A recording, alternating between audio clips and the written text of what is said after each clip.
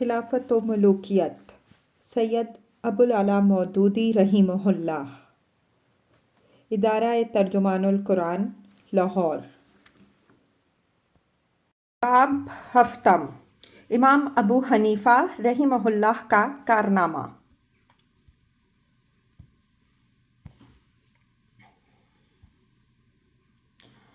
खुलफाए राशिदीन रज़ियल्लाहु अन्हुम अजमईन के बारे में।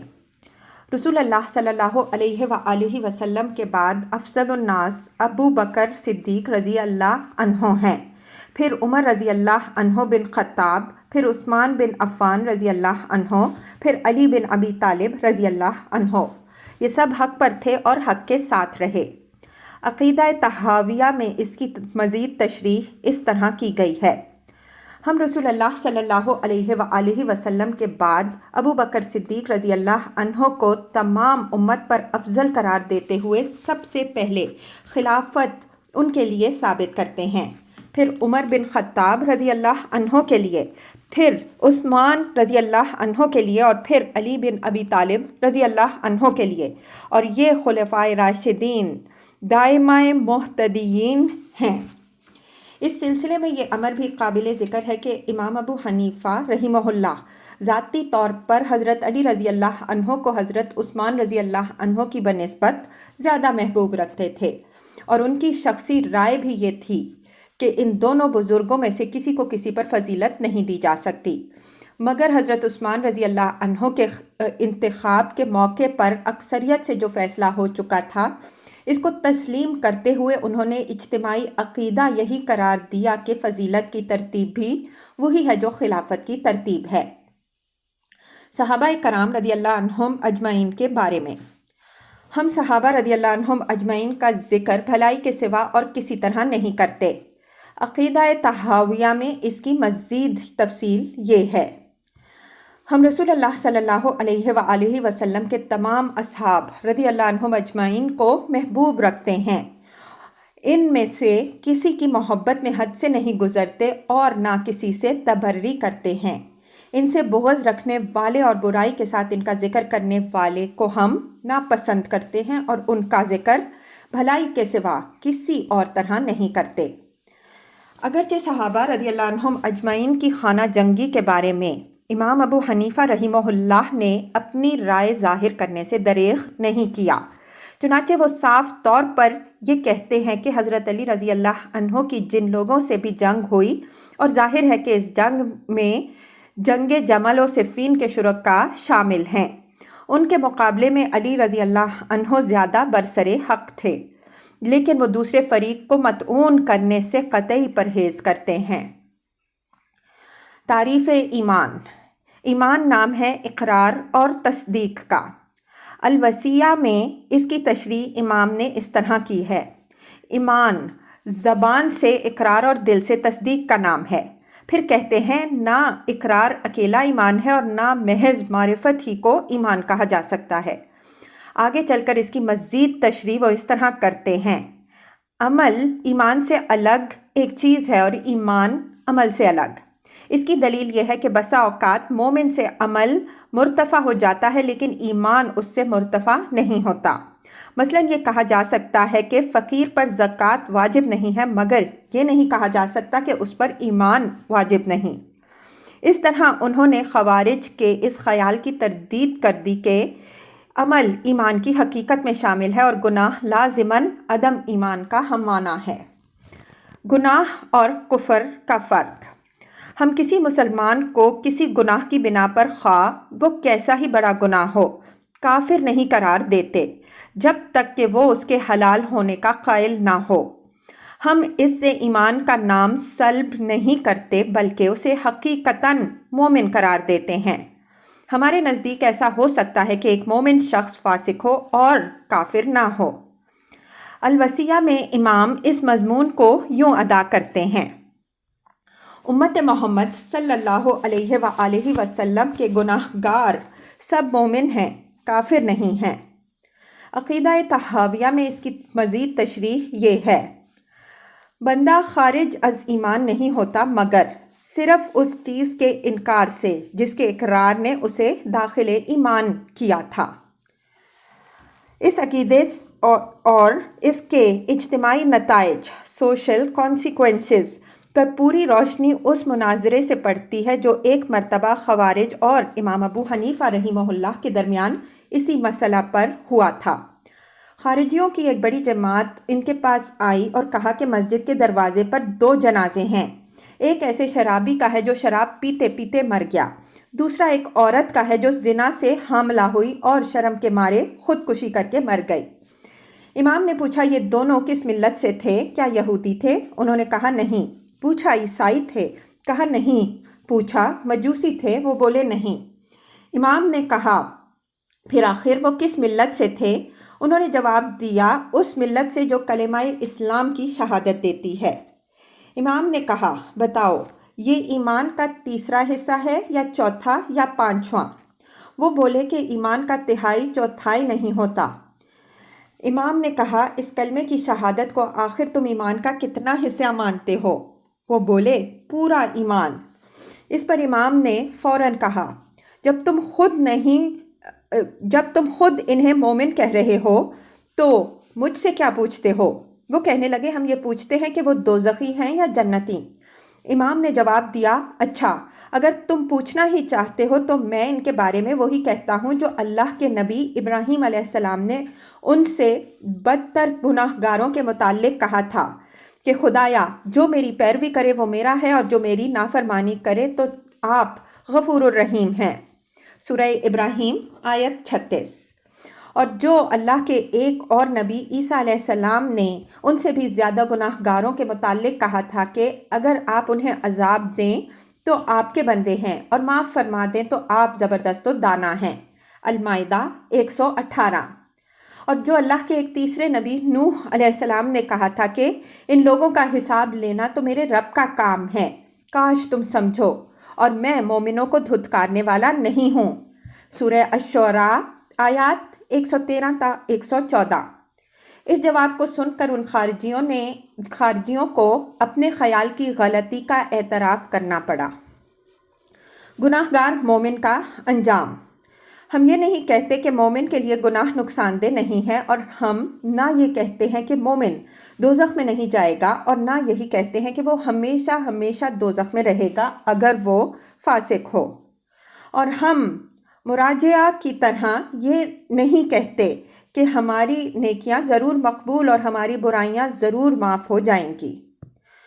अक़ीदा तहाविया इस पर इतना इजाफ़ा और करता है, हम अहले क़िबला में से किसी के ना जन्नती होने का फ़ैसला करते हैं ना दोज़खी होने का, और ना हम उन पर कुफ़र या शिर्क या मुनाफ़िकत का हुक्म लगाते हैं, और जब तक कि इनसे ऐसी किसी बात का अमलन ज़हूर ना हो, और इनकी नीयतों का मामला हम खुदा पर छोड़ते हैं।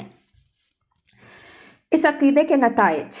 इस तरह इमाम ने शिया और ख़वारिज और मुअतज़िला और मुराजिआ की इंतहाई आरा के दरमियान एक ऐसा मुतवाज़िन अक़ीदा पेश किया जो मुस्लिम माशरे को इंतशार और बाहमी तसादुम और मुनाफरत से भी बचाता और उसके अफराद को अखलाकी बेक़ैदी और गुनाहों पर जसारत से भी रोकता है।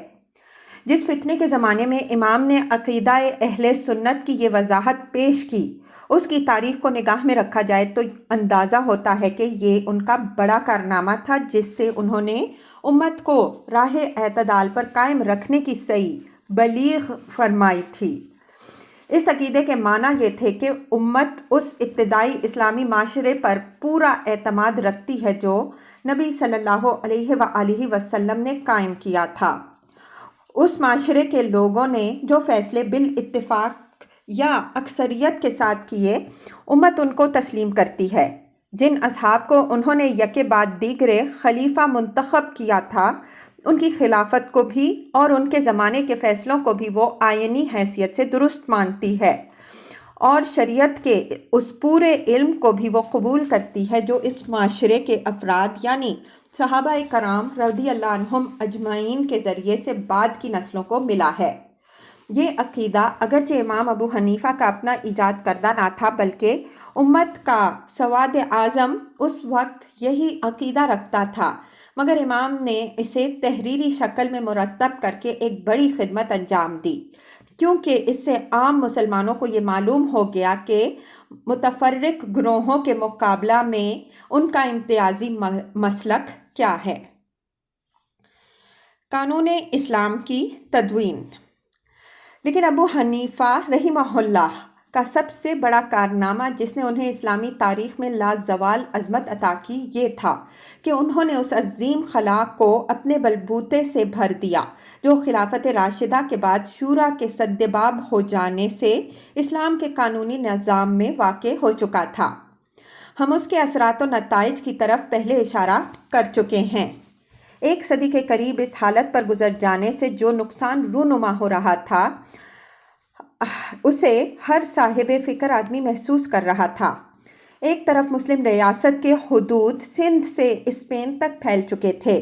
20 قومیں اپنے الگ الگ تمدن، رسم و رواج اور حالات کے ساتھ اس میں شامل ہو چکی تھیں۔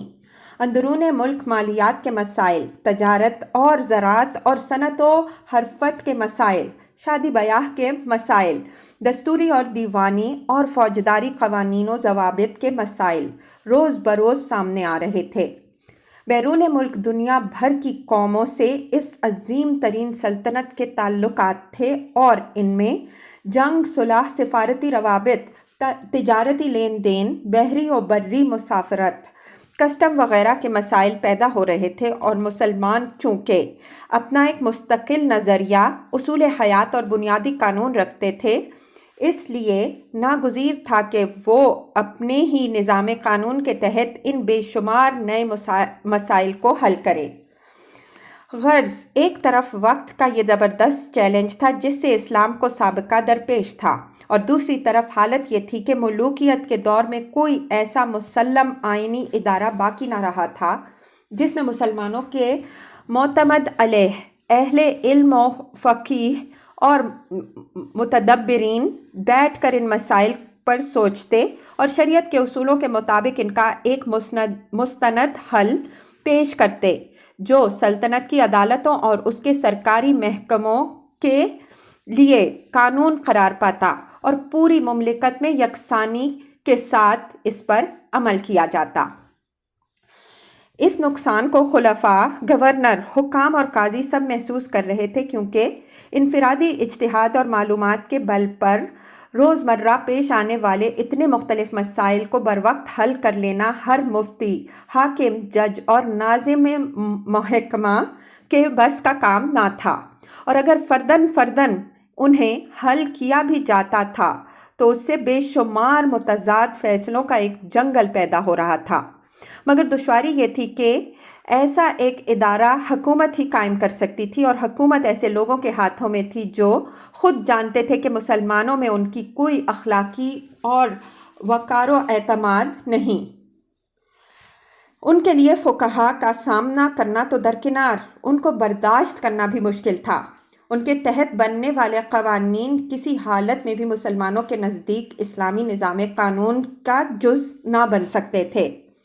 ابن المقفع نے اپنے رسالۃ الصحابہ میں اس خلا کو بھرنے کے لیے المنصور کے سامنے یہ تجویز پیش کی کہ خلیفہ اہل علم کی ایک کونسل بنائے جس میں ہر نقطۂ نظر کے علماء پیش آمدہ مسائل پر اپنا اپنا علم اور خیال پیش کریں، پھر خلیفہ خود ہر مسئلے پر اپنا فیصلہ دے اور وہی قانون ہو۔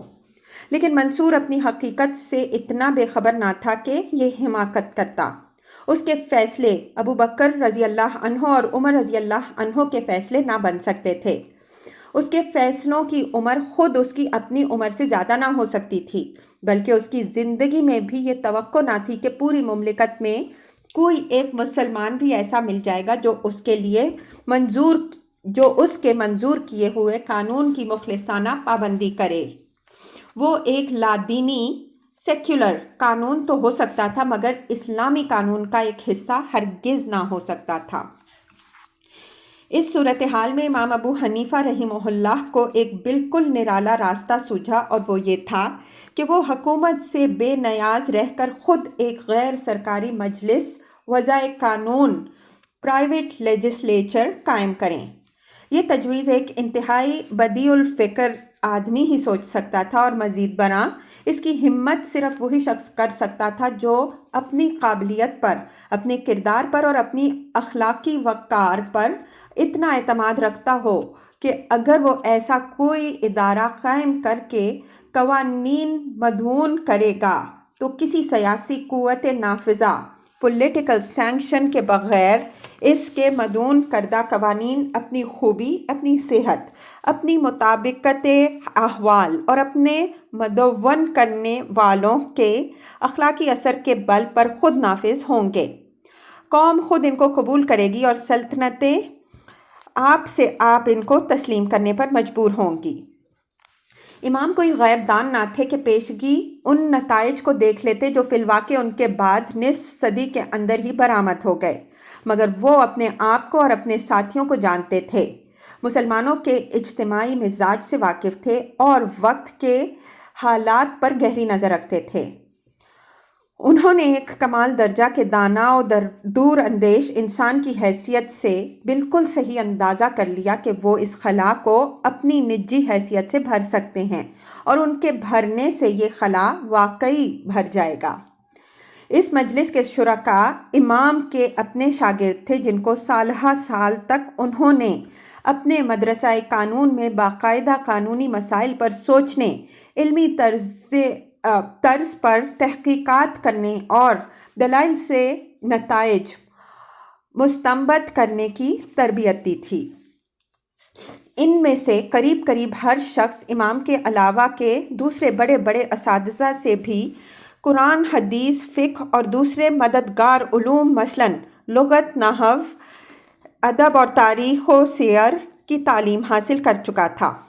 مختلف شاگرد مختلف علوم کے اختصاصی ماہر سمجھے جاتے تھے، مثلاً کسی کو قیاس اور رائے میں نمایاں مقام حاصل تھا، کسی کے پاس احادیث اور صحابہ رضی اللہ عنہم اجمعین کے فتاویٰ اور پچھلے خلفاء و قضاء کے نظائر کی وسیع معلومات تھیں، اور کوئی علم تفسیر یا قانون کے کسی خاص شعبے یا لغت اور نحو یا مغازی کے علم میں اختصاص رکھتا تھا۔ ایک دفعہ امام نے خود اپنی ایک گفتگو میں بتایا کہ یہ کس مرتبے کے لوگ تھے۔ یہ 36 آدمی ہیں، جن میں سے 28 قاضی ہونے کے لائق ہیں، 6 فتویٰ دینے کی اہلیت رکھتے ہیں اور 2 اس درجے کے آدمی ہیں کہ قاضی اور مفتی تیار کر سکتے ہیں۔ اس مجلس کا طریقہ کار جو امام کے معتبر سوانح نگاروں نے لکھا ہے وہ ہم خود انہی کے الفاظ میں یہاں نقل کرتے ہیں۔ الموفق بن احمد الملکی لکھتا ہے، ابو حنیفہ رحمہ اللہ نے اپنا مذہب ان کے یعنی اپنے فاضل شاگردوں کے مشورے سے مرتب کیا۔ وہ اپنی حد وسع تک دین کی خاطر زیادہ سے زیادہ جانفشانی کرنے کا جو جذبہ رکھتے تھے، اور خدا اور رسول خدا صلی اللہ علیہ وآلہ وسلم اور اہل ایمان کے لیے جو کمال درجہ کا اخلاص ان کے دل میں تھا، اس کی وجہ سے انہوں نے شاگردوں کو چھوڑ کر یہ کام محض اپنی انفرادی رائے سے کر ڈالنا پسند نہ کیا۔ وہ ایک ایک مسئلہ ان کے سامنے پیش کرتے، ان کے مختلف پہلو ان کے سامنے لاتے، جو کچھ ان کے پاس علم اور خیال ہوتا اسے سنتے اور اپنی رائے بھی بیان کرتے، حتیٰ کہ بعض اوقات ایک مسئلے پر بحث کرتے ہوئے مہینہ بھر اور اس سے بھی زیادہ لگ جاتا تھا۔ آخر جب ایک رائے قرار پا جاتی تو اسے قاضی ابو یوسف کتب اصول میں ثبت کرتے۔ ابن البزار صاحب فتاویٰ البزاریہ کا بیان ہے، ان کے شاگرد ایک مسئلہ پر خوب دل کھول کر بحث کرتے اور ہر فن کے نقطۂ نظر سے گفتگو کرتے۔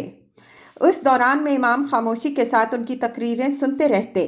پھر جب امام زیر بحث مسئلے پر اپنی تقریر شروع کرتے تو مجلس میں ایسا سکوت ہوتا جیسے یہاں ان کے سوا کوئی اور نہیں بیٹھا ہے۔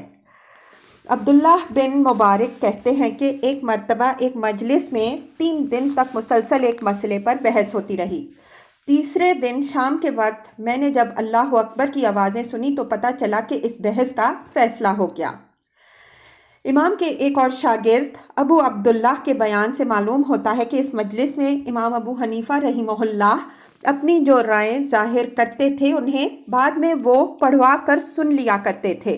چنانچہ ان کے اپنے الفاظ یہ ہیں: میں امام کے اقوال ان کو پڑھ کر سناتا تھا۔ ابو یوسف مجلس کے فیصلے ضبط کرتے ہوئے ساتھ ساتھ اپنے اقوال بھی درج کر دیا کرتے تھے، اس لیے پڑھتے وقت میں کوشش کرتا تھا کہ ان کے اقوال چھوڑتا جاؤں اور صرف امام کے اپنے اقوال انہیں سناؤں۔ ایک روز میں چوک گیا اور دوسرا قول بھی میں نے پڑھ دیا۔ امام نے پوچھا، یہ دوسرا قول کس کا ہے؟ اس کے ساتھ ان کا بیان یہ بھی معلوم ہوتا ہے کہ اس مجلس کے جو فیصلے لکھے جاتے تھے ان کو الگ الگ عنوانات کے تحت کتابوں اور ابواب میں مرتب بھی امام ابو حنیفہ رحمہ اللہ کی زندگی میں کر دیا گیا تھا۔ ابو حنیفہ رحمہ اللہ پہلے شخص ہیں جنہوں نے اس شریعت کے علم کو مدون کیا۔ ان سے پہلے کسی نے یہ کام نہیں کیا۔ ابو حنیفہ رحمہ اللہ نے اس کو کتابوں اور جدا جدا عنوانات کے تحت ابواب کی شکل میں مرتب کر دیا تھا۔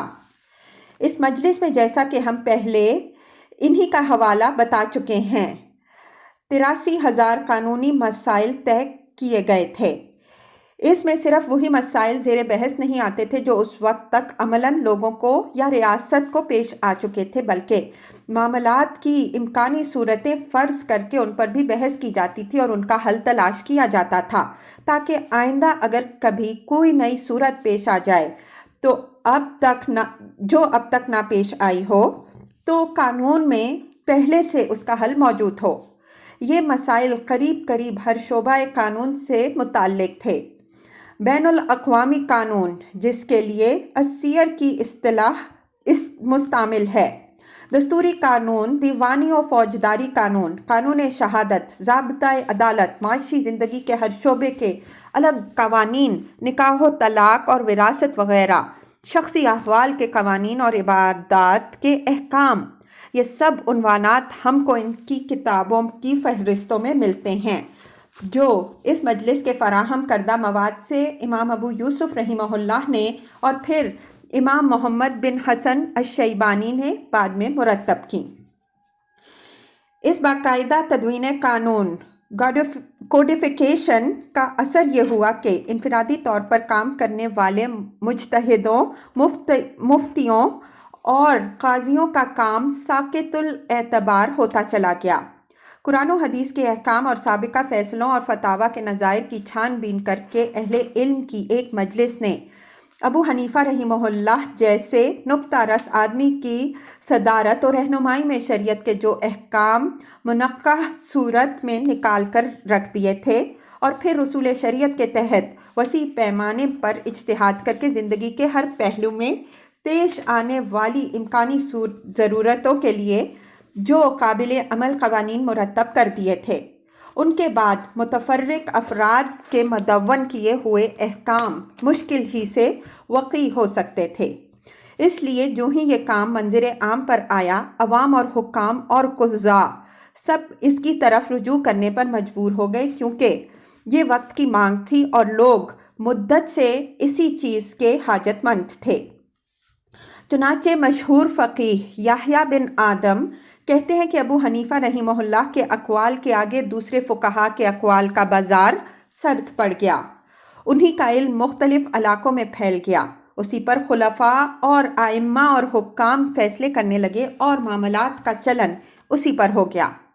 خلیفہ مامون کے زمانے تک پہنچتے پہنچتے یہ حالت ہو گئی تھی کہ ایک دفعہ وزیر اعظم فضل بن سہل کو ابو حنیفہ رحمہ اللہ کے ایک مخالف فقیہ نے مشورہ دیا کہ حنفی فقہ کا استعمال بند کرنے کے احکام جاری کر دیے جائیں۔ وزیر اعظم نے باخبر اور معاملہ فہم لوگوں کو بلا کر اس معاملے میں رائے لی۔ انہوں نے بالاتفاق کہا، یہ بات نہیں چلے گی اور سارا ملک آپ لوگوں پر ٹوٹ پڑے گا۔ جس شخص نے آپ کو یہ مشورہ دیا ہے وہ ناقص العقل ہے۔ وزیر نے کہا، میں خود بھی اس خیال سے متفق نہیں ہوں اور امیر المؤمنین بھی اس پر راضی نہ ہوں گے۔ اس طرح تاریخ کا یہ اہم واقعہ رونما ہوا کہ ایک شخص واحد کی قائم کی ہوئی نجی مجلس وضع قوانین کا مرتب کیا ہوا قانون محض اپنے اوصاف اور اپنے مرتب کرنے والوں کی اخلاقی ساکھ کے بل پر ملکوں اور سلطنتوں کا قانون بن کر رہا۔ اس کا یہ بھی ہوا کہ اس نے مسلم مفکرین قانون کے لیے اسلامی قوانین کی تدوین کا ایک نیا راستہ کھول دیا۔ بعد میں جتنے دوسرے بڑے بڑے فقیہ نظام بنے وہ اپنے طرز اجتہاد اور نتائج اجتہاد میں چاہے اس سے مختلف ہوں مگر ان کے لیے نمونہ یہی تھا جسے سامنے رکھ کر ان کی تعمیر کی گئی۔ باب 8 خلافت اور اس کے متعلقہ مسائل میں امام ابو حنیفہ رحمہ اللہ کا مسلک۔ خلافت اور اس کے متعلقہ مسائل میں امام ابو حنیفہ رحمہ اللہ کا مسلک۔ سیاست کے باب میں امام ابو حنیفہ رحمہ اللہ اپنی ایک نہایت مفصل رائے رکھتے تھے جو ریاست و امارت کے قریب قریب ہر پہلو پر حاوی تھی اور بعض بنیادی امور میں دوسرے ائمہ سے مختلف بھی تھی۔ یہاں ہم اس کے ایک ایک شعبے کو لے کر اس کے بارے میں امام کی آراء پیش کریں گے۔ نمبر 1 حاکمیت کا مسئلہ۔ ریاست کا خواہ کوئی نظریہ بھی زیر بحث ہو، اس میں اولین سوال یہ ہوتا ہے کہ وہ نظریہ حاکمیت کس کے لیے ثابت کرتا ہے۔ اس حاکمیت کے باب میں امام ابو حنیفہ رحمہ اللہ کا نظریہ وہی تھا جو اسلام کا مسلم بنیادی نظریہ ہے، یعنی اصل حاکم خدا ہے، رسول کے پاس نمائندہ کی حیثیت سے مطاع ہیں اور خدا اور رسول کی شریعت وہ قانون برتر ہے جس کے مقابلے میں اطاعت و اتباع کے سوا اور کوئی طرز عمل اختیار نہیں کیا جا سکتا۔ چونکہ امام اصلاً ایک قانونی آدمی تھے اس لیے انہوں نے اس مضمون کو علم سیاست کے بجائے قانون کی زبان میں بیان کیا ہے۔ مجھے جب کوئی حکم خدا کی کتاب میں مل جاتا ہے تو میں اسی کو تھام لیتا ہوں اور جب اس میں نہیں ملتا تو رسول اللہ صلی اللہ علیہ وآلہ وسلم کی سنت اور آپ صلی اللہ علیہ وآلہ وسلم کے ان صحیح آثار کو لیتا ہوں جو سکہ لوگوں کے واسطے سے معروف ہیں۔ پھر جب نہ کتاب اللہ میں حکم ملتا ہے اور نہ سنت رسول اللہ صلی اللہ علیہ وآلہ وسلم میں تو میں صحابہ رسول صلی اللہ علیہ وآلہ وسلم و رضی اللہ عنہم اجمعین کے قول یعنی ان کے اجماع کی پیروی کرتا ہوں اور ان کے اختلاف کی صورت میں جس صحابی رضی اللہ عنہ کا قول چاہتا ہوں قبول کرتا ہوں اور جس کا چاہتا ہوں چھوڑ دیتا ہوں، مگر ان سب کے اقوال سے باہر جا کر کسی کا قول نہیں لیتا۔ رہے دوسرے لوگ تو جس طرح اجتہاد کا انہیں حق ہے مجھے بھی حق ہے۔ ابن حزم کا بیان ہے، تمام اصحاب ابو حنیفہ رحمہ اللہ اس پر متفق ہیں کہ ابو حنیفہ رحمہ اللہ کا مذہب یہ تھا کہ ضعیف حدیث بھی اگر مل جائے تو اس کے مقابلے میں قیاس اور رائے کو چھوڑ دیا جائے۔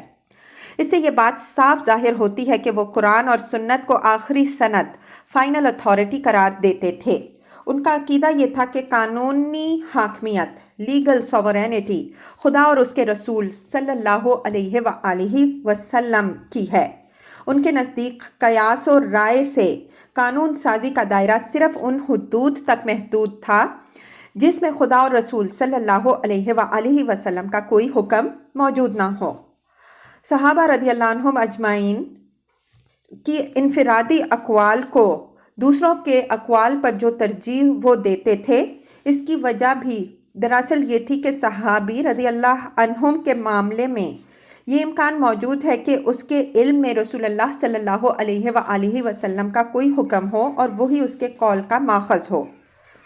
اس لیے امام ابو حنیفہ رحمہ اللہ اس بات کا التزام کرتے تھے کہ جن مسائل میں صحابہ رضی اللہ عنہم اجمعین کے درمیان اختلاف ہوا ہے ان میں کسی صحابی رضی اللہ عنہ کے قول کو ہی اختیار کریں اور اپنی رائے سے کوئی ایسا فیصلہ نہ کریں جو تمام صحابیوں رضی اللہ عنہم اجمعین کے اقوال سے مختلف ہو، کیونکہ اس میں نادانستہ سنت کی خلاف ورزی ہو جانے کا اندیشہ تھا۔ البتہ وہ قیاس سے یہ رائے قائم کرنے کی کوشش کرتے تھے کہ ان میں سے کس کا قول سنت سے قریب تر ہو سکتا ہے۔ اگرچہ امام پر ان کے زمانہ حیات ہی میں یہ الزام لگایا گیا تھا کہ وہ قیاس کو نص پر ترجیح دیتے ہیں، مگر انہوں نے اس کی تردید کرتے ہوئے کہا، بخدا اس شخص نے جھوٹ کہا ہے اور ہم پر افطرا کیا ہے جس نے کہا ہے کہ ہم قیاس کو نص پر مقدم رکھتے ہیں، بھلا نص کے بعد بھی قیاس کی کوئی حاجت رہتی ہے؟ خلیفہ المنصور نے ایک مرتبہ ان کو لکھا کہ میں نے سنا ہے آپ قیاس کو حدیث پر مقدم رکھتے ہیں۔ انہوں نے جواب میں لکھا، امیر المؤمنین، جو بات آپ کو پہنچی ہے وہ صحیح نہیں۔ میں سب سے پہلے کتاب اللہ پر عمل کرتا ہوں، پھر رسول اللہ صلی اللہ علیہ وآلہ وسلم کی سنت پر، پھر ابو بکر و عمر اور عثمان و علی رضی اللہ عنہم اجمعین کے فیصلوں پر، پھر باقی صحابہ رضی اللہ عنہم اجمعین کے فیصلوں پر، البتہ جب ان میں اختلاف ہو تو قیاس کرتا ہوں۔